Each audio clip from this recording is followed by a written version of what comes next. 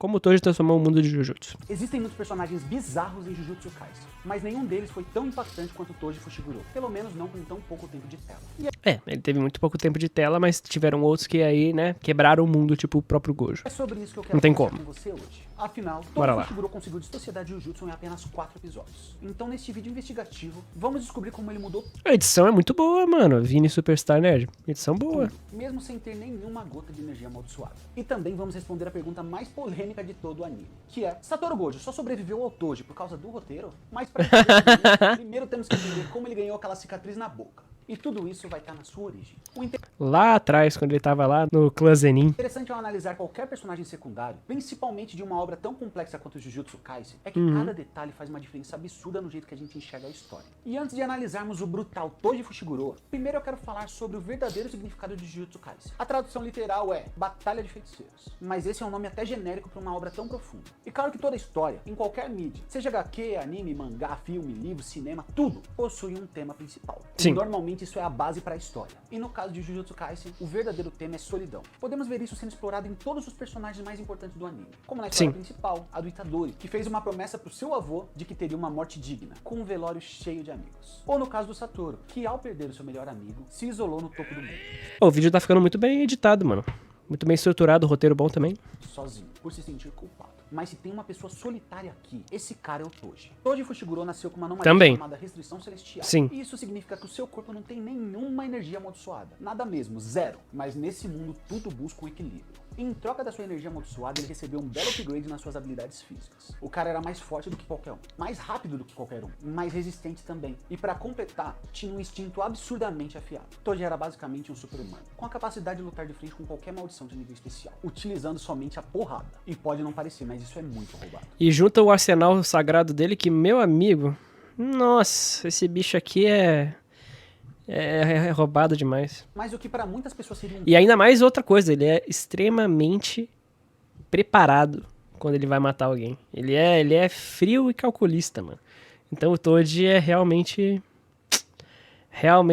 bom, mano. dom, para sua família era um defeito absoluto. E eu falo com toda certeza, tá? Esse cara nasceu no lugar errado. Pensa comigo. Ele tem dons atléticos do mais alto nível. Ele poderia ser até um caçador de maldições, mas ele também poderia ser um atleta da NBA, um lutador de boxe, ou até mesmo Cristiano Ronaldo do bagulho. Ele poderia ser o que ele quisesse no esporte, mas não. Ele tinha que nascer numa das únicas famílias que não ia valorizar sua habilidade física. Na verdade, eles não valorizavam nada além dos dons de um feiticeiro Jujutsu. Eu tô falando da família Zenin. Ou seja, por mais que ele fosse forte, pra sua família ele não passava de um lixo, literalmente. Isso provavelmente aconteceu por causa da presença de Tengen, né, como pilar. Mas provavelmente é por conta que esse clã, ele priorizava muito a energia amaldiçoada acima de tudo. Então, tipo assim, notoriamente vão ter falhas nesse meio tempo. E não teria como, por exemplo, ele nascer nos Estados Unidos ou outros lugares assim que tem esse tipo de esporte.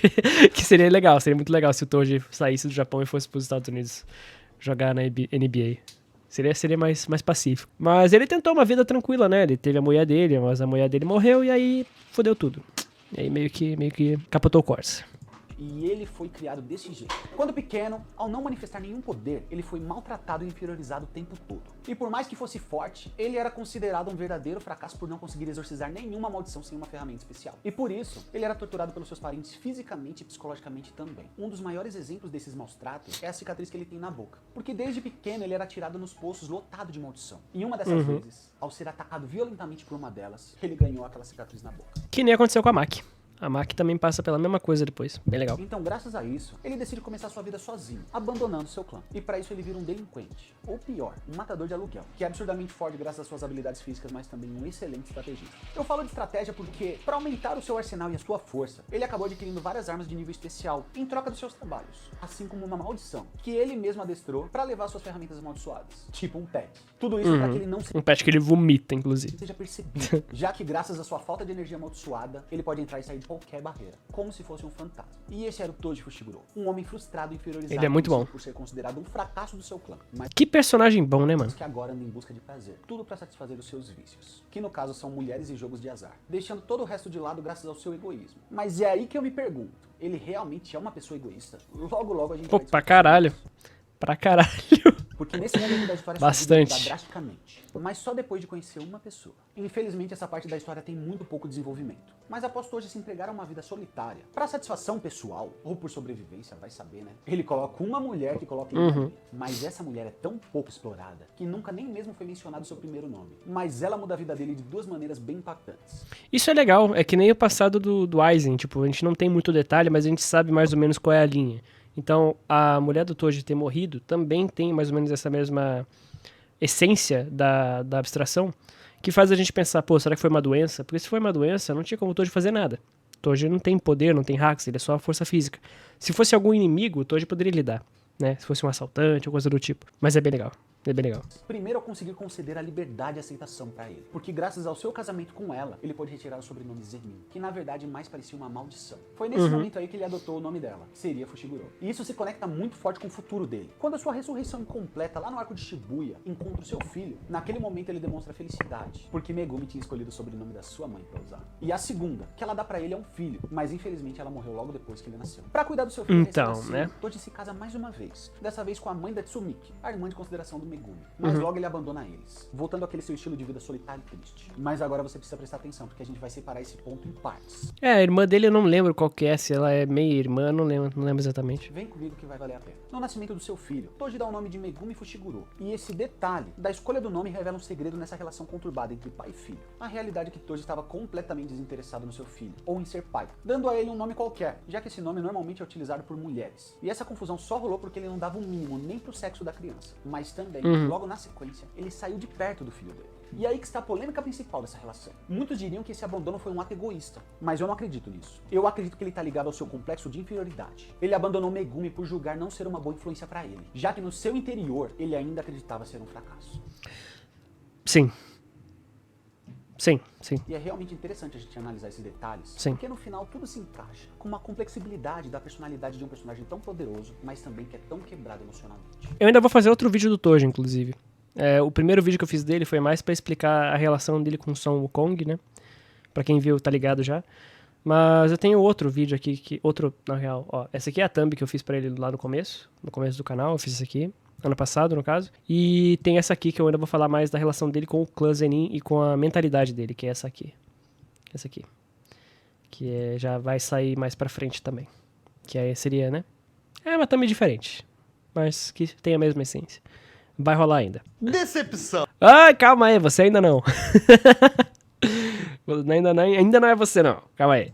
E isso tudo faz com que ele sempre acabe sozinho, mesmo que por vontade própria. E o sozinho que eu digo é sozinho mesmo, cercado só pelos seus vícios. Sua vida se resumia a um ciclo constante, onde ele executava um trabalho, recebia uma bolada e perdia tudo logo na sequência em jogos de azar. Enquanto passava seus dias rodando entre as casas das mulheres... Ele vivia todo dia como se fosse o último, né, mano? Então ele nunca tinha grana. Que ele tinha relação, sempre pensando nele mesmo. Não tinha como ele ser um bom pai, com a mentalidade quebrada dele. Movido por seu instinto e também pelo seu complexo de inferioridade. Mas um fracassado como ele, um dia teria uma chance de se autoafirmar? Toji Fushiguro foi introduzido... Aí é que mora o perigo. Aí é que mora a primeira vez que ele teve ego suficiente pra falar, não, eu vou matar esse aqui no pessoal mesmo.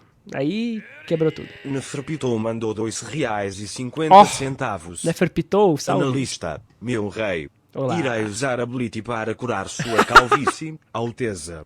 Por favor, me dê um Sashi. Caraca.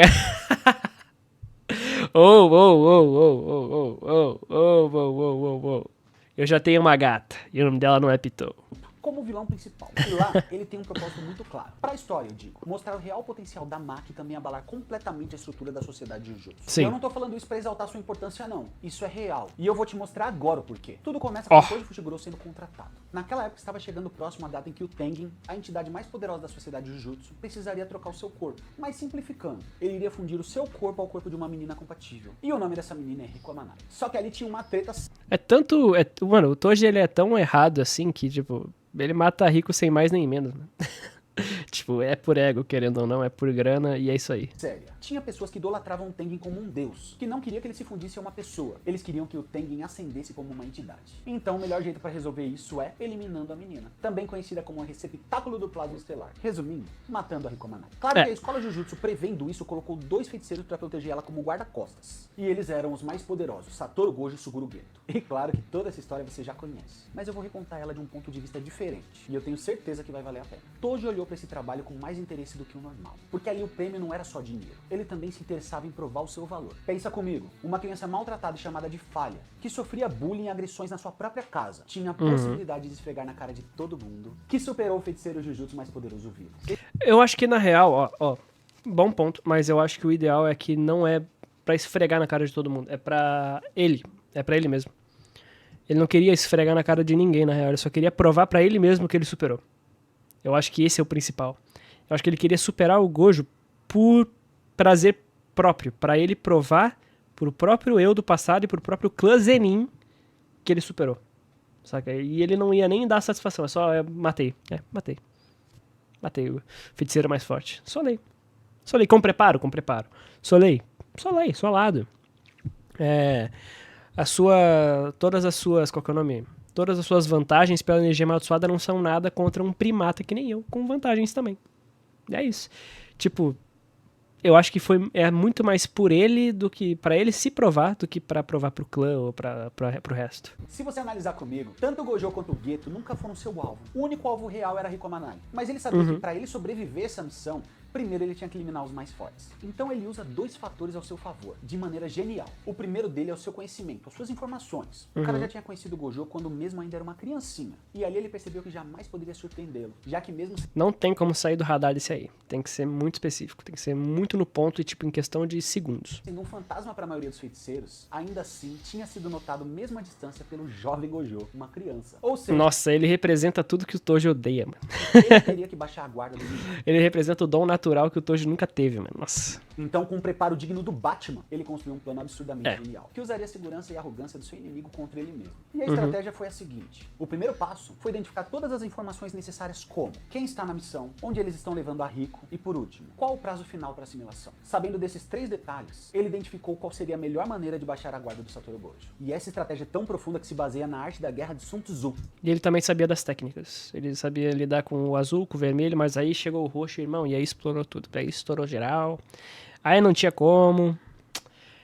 Além de tudo, todo o preparo que ele também teve que se deparar com algo imprevisível, que era a união de 2 técnicas que nem o Gojo sabia usar. Então, realmente saiu completamente da mão, mano. Quebrando completamente as barreiras da ficção. Afinal, o momento em que o inimigo guarda baixa é quando se sente seguro, ou vitorioso. Então aí começou a primeira parte da sua Tobirama, sim. Coisa que o Tobirama falaria. E esse é o emo dele, né? Esse é o modus operandi do Tobirama. estratégia. Colocaram uma recompensa alta pela cabeça do receptáculo, fazendo com que muitos mestres de maldições ataquem os guarda-costas sem parar, e consequentemente fazendo tanto o Suguru Geto quanto o Satoru Gojo lutarem sem descanso. E foi exatamente isso que aconteceu durante... Ele cansou o cara 3 dias sem parar, irmão. Mano, ele não desligava a barreira nem ferrando. 3 dias. Mas por que isso é tão genial? Porque ele colocou inúmeras pessoas pra trabalhar pra ele, sem gastar nem um centavo, já que ele sabia que ninguém ia derrotar eles. E ao mesmo tempo, drenou grande parte da energia do seu inimigo, enquanto simplesmente relaxava apostando e perdendo. Realmente foi absurdo. O ir perdendo é muito bom. Já era. Deixar o Satoru Gojo com uma falsa sensação de vitória, pra assim baixar a guarda. E qual o melhor jeito de fazer isso? Deixando ele concluir a sua missão. Ou pelo menos achar isso. Pois é, Satoru derrota muitos inimigos e consegue entrar na barreira da escola. A barreira na qual Tengen protege a escola. Mas ele não contou com a possibilidade de um inimigo invisível a barreiras. Também qual seria a chance disso acontecer? Mas Toji era esse inimigo. E também estava preparado pra atacar o ponto vital. Mano, é quase uma lei de Murphy aí no meio. Nossa. Pior cenário possível. Qual a chance, né? Muito bom, Mas muito o bom. lance não acaba aí não, porque essa estratégia ainda tem muitas camadas. Eu já falei, essa parte de Jujutsu, cara, me pega porque ela é muito boa. Nossa, ela é muito boa, muito bem escritinha, mano. Muito ti. Tem seus problemas, assim como tudo na vida. Mas, cara, é muito boa. Então vamos continuar indo por parte. Primeiro, Gojo estava cansado e com a guarda baixa. Segundo, ele estava dentro de uma barreira. Terceiro, Toji ataca o Gojo por ser o inimigo mais poderoso do lugar, principalmente para que ele não pudesse revidar depois. E quarto, ele consegue separar o Geto e o Gojo graças à necessidade de proteger a Rico. Bingo! A estratégia perfeita. Claro que durante Que edição as lutas, legal, mano. ele ainda Edição utilizou boa. mais algumas armas secretas. Primeiro, uma arma sem energia amaldiçoada, para que ele pudesse ficar totalmente invisível. Segundo, a sua maldição pet que estava no seu estômago levando as armas de nível especial realmente poderosas. Terceiro, um enxame de maldições fracas para distrair o Gojo. E por último, a sua maior carta, uma arma que neutraliza qualquer feitiço chamada Lança Celestial Invertida. E realmente o Gojo não estava preparado para isso e acabou virando uma peneira, sem nem entender o que estava acontecendo. Mas o lance não acaba aí não. Ele Só faltou, né, fazer o trabalho bem feito. invade o local onde o Geto está e elimina Rico com um tiro na cabeça, concluindo sua missão. Mas também Toin, garantindo sua oin. vitória contra o Geto, que é outro feiticeiro extremamente poderoso. Mas como que ele conseguiu garantir a sua vitória assim? Porque ele deixou o Geto cheio de raiva. E assim como citado na filosofia estoica, quem te deixa com raiva te controla. Então, graças Mais uma vez o estoicismo aí aparecendo. Nossa, um vídeo depois do outro, né? Tem nem pausa. a esse descontrole emocional, ele amassou o Geto e as suas maldições na porrada, fazendo com que, enfim, ele mudasse a estrutura da sociedade Jujutsu. E isso vai muito além da vida dele. E vamos entender o porquê disso agora. Uma vitória completa onde Toji, o fracasso do clã Zenin, mostrou seu valor para todo mundo Jujutsu. E por mais que logo depois ele tenha perdido pro Satoru Gojo, na revanche mais roubada da história, ele realmente mudou completamente Assim, essa parte aí do Gojo voltar com tudo tudo do mundo Jujutsu. Acompanha comigo. Desde o começo de Jujutsu Kaisen, que se originou no Jujutsu Kaisen Zero, temos dois poderes equivalentes, ou quase equivalentes, né? Do lado dos feiticeiros Jujutsu está o Satoru Gojo, o feiticeiro mais poderoso vivo. Isso graças ao Toji Fushiguro, ou melhor, graças ao ataque brutal do Toji Fushiguro, o que ele melhorou depois desse ataque aí não tá escrito, mano. que obrigou o corpo do Satoru a dominar a energia amaldiçoada reversa. Mas isso não é Nossa, o Toji no mangá, mano, ele é muito foda. Porra, a estética... No anime também, mas a estética do Toji no mangá é muito foda. Aquele sorrisão rasgado dele, o olho tudo branco, ele vai lá, pinta tudo de preto. É muito bom, mano. tudo não. Graças à derrota e quase morte, É muito Satoru bom, levou mano. muito mais a sério seu desenvolvimento, se transformando realmente em um poder único, já que ele percebeu que em uma batalha de vida ou morte, tudo que ele tinha ainda não era o suficiente. Já do outro lado, o lado dos mestres da maldição, Suguru Geto, antes um defensor dos humanos, agora tinha adquirido um ódio absurdo pelos não feiticeiros. E tudo isso começou quando um não feiticeiro matou a sua amiga na sua frente. Você já ouviu falar do termo efeito borboleta? Eu vou simplificar aqui. Essa é uma teoria que se originou na teoria do caos. Eu não gosto muito do Suguru, viu? Tipo, eu gosto de algumas coisas dele, mas acho que a motivação dele e a lógica por trás do plano é muito, tipo... Tá, entendi que você tá fazendo isso pelo emocional, mas... Mesmo, tanto quanto um bater de asas de borboleta pode desencadear algo realmente grande. Se você tá confuso, relaxa que eu vou explicar de um jeito mais simples ainda. Isso aconteceu no momento em que Toji matou a Rika. Ele desencadeou um ranço no Geto contra a humanidade, fazendo com que ele se transformasse em um criminoso procurado. O mesmo criminoso que dá início ao atentado chamado Cortejo dos Yokais, causando a morte de inúmeras pessoas. E ainda não acaba. Após Satoru ser obrigado a matar o seu amigo, o corpo dele fica exposto para que o Kenjaku possa roubar ele. E assim, consequentemente, iniciando os primeiros ataques à escola Jujutsu e por fim, o atentado de Shibuya e depois o jogo do abate. Tudo porque o Toji aceitou um trabalho. Mas o foco aqui ainda é o Toji. E o seu complexo também. E esse complexo O Toji, mano, ele quebrou o mundo. É literalmente a lâmina invertida. É lâmina invertida? Se eu não me engano, acho que é isso. Lâmina divina celestial invertida. Eu não lembro. Algo assim. Que apareceu agora, mas eu acabei de esquecer também. Mas essa lâmina, mano, ela literalmente corta o destino. Muito foda, muito foda. foi o culpado da sua morte. Logo depois dele concluir o seu trabalho, Satoru em um modo divino conhecido como Nirvana, meio que volta à vida e vai desafiar ele novamente. Mas Toji, contrariando seu instinto que estava gritando, aceita o desafio mais uma vez, só para ele poder realmente se autoafirmar. E essa irracionalidade Ele não precisava, ele já tinha ganhado, era só ele vazado ali. Só que, né? dele mostra o quão grande o complexo de inferioridade dele é. Mas claro que você sabe que esse foi o seu erro, porque sem ao menos imaginar, Satoru naquele momento estava absurdamente mais poderoso. Mas aí vem aquela pergunta polêmica. A vitória do Satoru Gojo foi justa ou foi só roteiro? E eu vou falar Foi a justa, verdade foi aqui, justa, do foi que justa. doeu. Se você reparar na construção desse arco, Foi mostrado justo. logo no começo que o Satoru não dominava a energia reversa. Tudo porque ele não entendia. E isso limitava muito o poder dele. Esse daí é um ponto crucial na história. E que Sim. também pode ser chamado de foreshadow. Foreshadow é uma técnica literária onde o autor dá dicas do que vai acontecer no seu futuro, sem revelar de um jeito claro o que vai acontecer de verdade. Sim, e pra maioria das pessoas que tá vendo isso e não entende tão bem o sistema de poder de Jujutsu, a galera fica tipo... Ah, o que eles estão falando de energia amaldiçoada, reversão de feitiço, positivo e negativo? Você fica tipo... Ah, o que eles estão falando, mano? Tá bom, segue aí a história. André, e aí, como é que vai? Tá ligado? Tipo, pra grande maioria foi assim. Mas, pra quem entendeu, é tipo... Ah, você tem como fazer uma reversão fazendo uma conversão de energia do polo positivo e negativo. Ah, tá ligado? Tem todo um motivo. Então, por mais que seja completamente absurdo o desenvolvimento da técnica de reversão do Satoru Gojo, esse momento foi construído pra isso acontecer. Sim, por pô, mais lógico. que seja um roteiro, eu acho que foi um final honesto. Mas Foi. o mistério mais absurdo de Jujutsu Kaisen Tipo assim, aquela parada. A galera quer muito finais optimal. Em que o personagem, ele é optimal. Ele é optimal, ele não tem erro, não tem falha, é tudo optimal. Ah, por que que o Itachi não pegou os olhos do pai dele? Que se fosse um Sharingan, ele podia ter o Eterno pra implantar. Galera, não é optimal. As pessoas não são 100% optimal o tempo todo, não fazem tudo da melhor forma possível o tempo todo, com 100% de aproveitamento e da maneira mais eficaz do mundo. Pessoas, às vezes, não fazem por emocional. No caso do Itachi, por que ele não roubou os olhos do pai? Porque a porra do pai dele, mano. Ele não vai pegar isso, ele já é acabado mentalmente, já é todo ferrado. Saca? Tem seus motivos. Por que que o Toji não foi lá e, sei lá, desceu o pente na cabeça do Gojo depois de matar ele só pra ter certeza? Podia. Teria acabado tudo? Teria. Mas o ego dele não corresponde com isso. Poderia ser? Poderia fazer. Seria aceitável? Sim, seria aceitável. Mas não é o optimal, tá ligado? Tudo bem não ser optimal sempre. E tem seus problemas. Sim, porque a Nobara tem a personalidade mais insana da obra. Quer saber o porquê? Nobara? Clica nesse vídeo aqui. E agora o mais importante, toda a honra e glória a Deus. E também um salve para os nossos membros, Salve. Jennifer Siqueira e Arthur Correia, que apoiam esse Pô, canal desde o começo. Nobara. Nobara não. Nobara não, eu concordei. Mano, vídeo bom, tá? Vídeo bom. Vídeo bem legal. Merece mais, cara. Merece mais, tá? Merece bastante reconhecimento aí. Vini Super Nerd Star.